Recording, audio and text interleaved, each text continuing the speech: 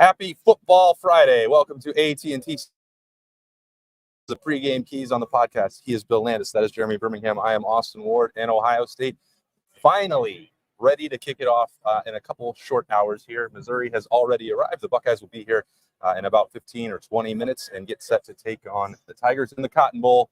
What more can we talk about, Bill? I saw a car on the highway on the way in that had Ohio plates, but like Missouri stickers all over it. That's I want to find those people and ask them a question or two. It's very strange. They had like a tiger tail hanging out the back too. Very strange. Very strange. That's the kind of stuff you can only get here on the pregame keys. Berm, what did you learn on the way in?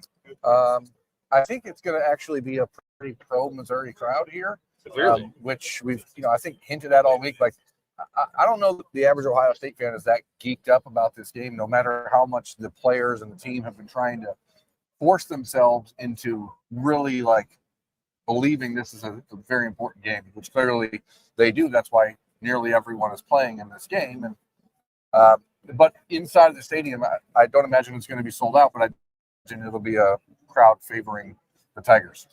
In about 5 minutes, we'll go a little bit deeper into the availability report, but you're not going to be surprised by what we talk about on it. And despite all the shenanigans and messing around with whether Marvin is going to be available or not saying it or not making any kind of announcement, I don't expect the wide receiver to play, Phil. But Brian Hartline said he doesn't need the practice to play. Oh. Yeah, no, like. But the announcement if he's not. And I trying to like banter around in my head. Like, is it his responsibility to tell people he's not playing? Or is it like the teams? Or is it I'm going to dress and I just don't understand the secrecy because it seems like something that was a pretty foregone for the last month. So why not? It goes back to what we talked about a lot in the last month. Celebrate the good things. Yeah. And instead it's been this weird game that I don't entirely understand. Yeah, I mean, it was obviously going to be a bad idea for him to risk it in this game, given the multi-millions of dollars that are available to him in the NFL draft. But the team is doing it. I think that's odd. I think Marvin, he can handle it however he wants. And if he doesn't want any more attention and he had enough of it, the Heisman Trophy celebration and all that presentation, I get it. He can do whatever he chooses. But these moments, like playing in the game or making decisions to return or go to the NFL draft, Ohio State is just missing opportunities to promote itself. And I find that very odd. It's strange. Like, I don't know. If I'm Marvin, do I owe a public statement, though? I'm sure he's talking to the team and talking to the coaches. Ryan Day said when they landed here, they were going to have a team meeting. And we'll probably see something before kickoff, I would imagine. So, I don't know. I don't think it's that big of a deal that there was no official announcement about this. I think we know how the college football world works now, and you should just expect guys who are going to be the number 2 pick in the draft and not play bowl games. Exactly.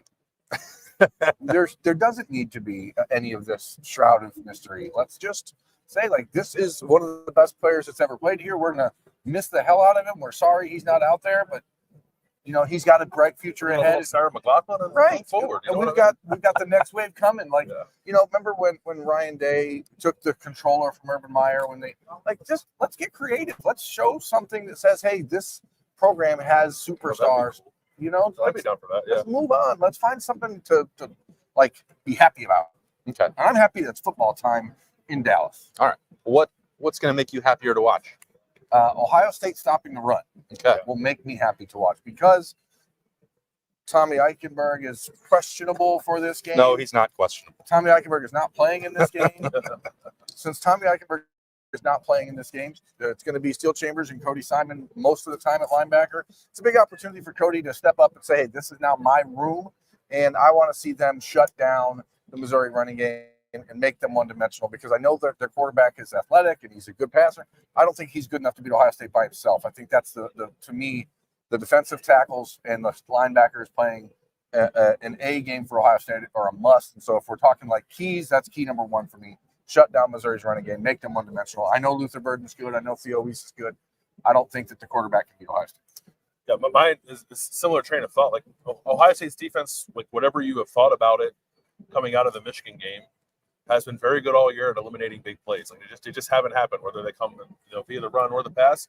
Missouri is certainly capable of that with Cody Schrader and Luther Bird and Theo Weiss. All those guys they're big plays waiting to happen, and it'll be slightly more difficult, I guess, to do it without kind of your leader out there and Tommy Eichenberg. But this is more or less the Ohio State defense we've seen for a lot of the season. Not Lathan Ransom either, but they've had to deal with that for a few weeks now. That's nothing new. And you had to deal without Tommy Eichenberg for 3 weeks so in November as well. They know what it's like to at least not have those guys in the field. When they didn't have them, they were still kind of the same defense we saw, which did not give up back-breaking big plays. And Eli Drinkwitz and his staff are really good at scheming stuff up, and I think Ohio State needs to be able to match them and make sure that Missouri's not busting 40, 50-yard plays with any kind of regularity. I hadn't really thought about it. We barely kind of talked about him throughout this month, but with Lathan Ransom not playing, Styles having a couple moments that maybe he wanted back against Michigan at the end of November, I think I'm starting to, as the game gets closer, to talk myself into I want to see what Sonny looks like, if it's different at all from the end of the season. He played at a really high level.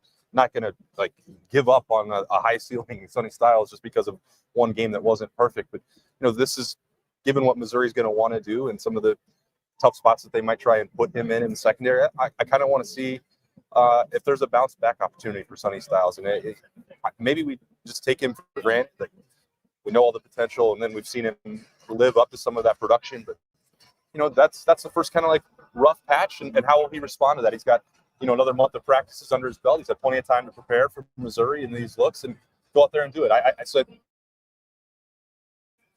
I'm more curious about watching tonight than I thought I was going to be at the start of the month, because I just want to see them put him in a spot and leave him there and stop kind of moving people around and throwing Malik Hartford up. I mean, think back to that Michigan game, and Malik Hartford played one play, and it's an important play. And I'm just not sure what was the reason he was in there at that moment. How different? I don't know. That's for either here or there. But Sonny Styles, if you're going to get the most out of him next year, it's about finding a spot for him and saying, this is what you need to be great at. Go do it. And he is the type of worker and the type of athlete to do that. But I just think that you find themselves out thinking what they should be doing with some of these guys. Just let them go out there and play. And that's my second key is with Devin Brown. Let him go out there and play. Don't bog him down with trying to be too conservative. Give the guy a shot to win this job today. I don't know exactly where it goes for between him and Ohio State moving forward. If there's going to be a quarterback competition, we don't know. But I think Devin Brown's earned the right to get the full complement of the offense today. And I want to see Ryan James let that rip.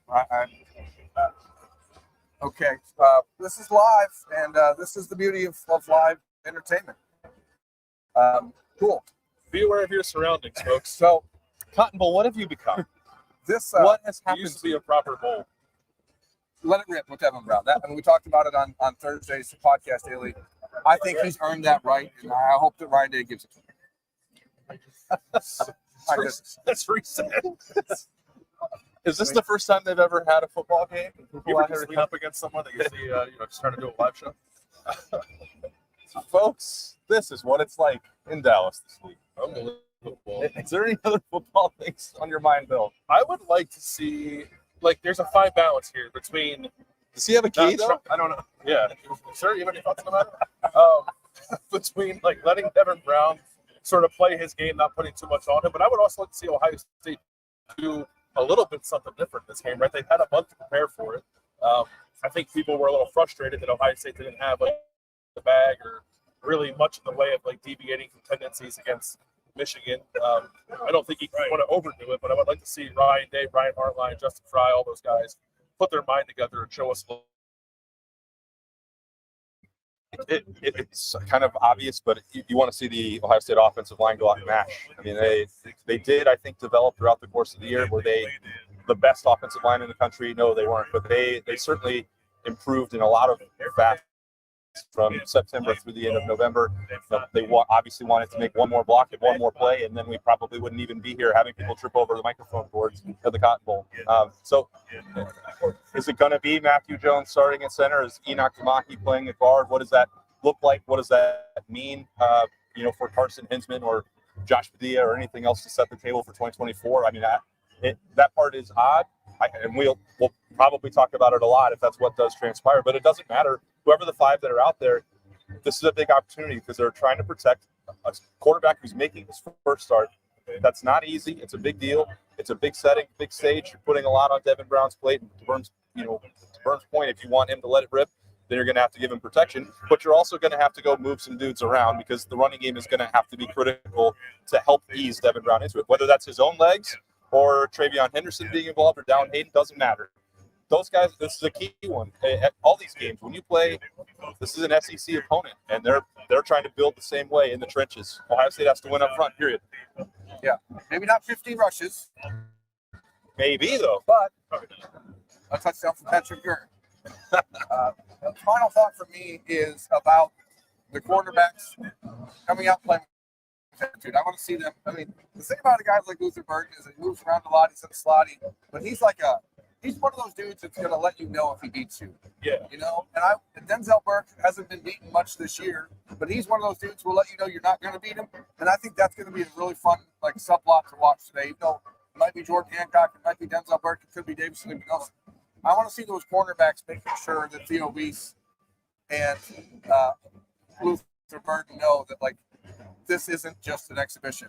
These guys are going to lock them up. And I think that's important for the future of Zone 6 or DBU or BIA or whatever the hell it is. Whatever we're talking. I can't think. This guy is so constant. So I just want to see, I want to see Ohio State some swagger. I'm fine with a 15-yard penalty. I was going to ask, are you okay with a little extra? Yeah, he wants a little shakeability. I want a little bit of wild cardness in this game because if you do that early in the game, you let people know, hey, we're here. And that's what Ohio State's done all week. So when you walk out that 12 thing. That's weird. Ohio State's locker room's right here, but Missouri's tunnel's right here. Missouri's locker room's right up there, but their tunnel's right here. It's fear madness. People are walking through the shot and almost dying. It used to be the cop. They're going to play a game here in a couple hours, and we're going to get the heck out of this madness. I don't know. I can't Before even. someone sues us. Yeah, what's happening? I don't know. I got into an argument with a security lady 15 minutes ago. I'm all kinds of flustered, but we get to cover one more game, and we're excited to do that. Hope you guys have a great Friday night. Enjoy the Cotton Bowl. Ohio State, Missouri. Thanks for joining us for the pregame keys. It's Bill and Birmingham. I'm Austin. See ya. Bill's going to slide out of here. We're just going to keep talking all the way through the outro. Goodbye, America.